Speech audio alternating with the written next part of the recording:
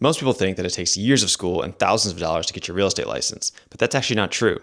In South Carolina, you can fast track the process and be done in as little as a month. So, in today's video, I'm going to go through the 4 steps that you need to complete to get your license as quickly as possible. Let's jump in. The main things you need to do will be to pass a background check, study for the exam, take and pass the exam, and then find a brokerage.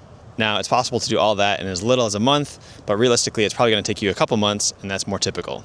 So let's jump into exactly what each of those steps entails. Passing a background check is pretty straightforward as long as you don't have a criminal record, although there are some minor offenses that can still be allowed.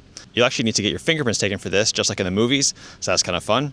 And then you're going to also need to prove that you're 18, have a GED or high school diploma, and that you're eligible to live and work in the United States. The second major step is to pass the South Carolina salesperson licensing exam. I know, it's a mouthful. Now, if you're curious what it takes to pass the actual exam, I'll tell you that in a second.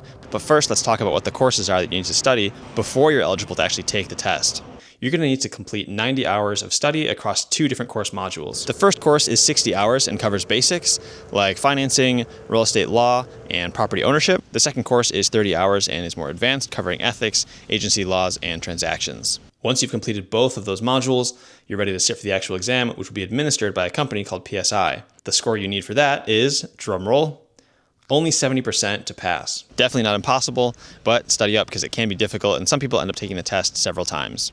Once you've completed the test, your next step is to find a brokerage. You need to be sponsored by a brokerage to sell houses and property in South Carolina. There are plenty of different options for brokerages, and there's a couple things that you can do to make sure you find the right one for you.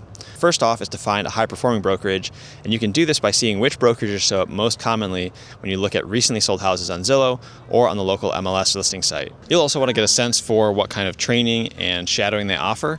It's actually a great idea to reach out to brokerages before you've even taken your test, as that will help you have plenty of time to look for a good culture fit, and most importantly, to find someone whose commission split matches what you're looking for.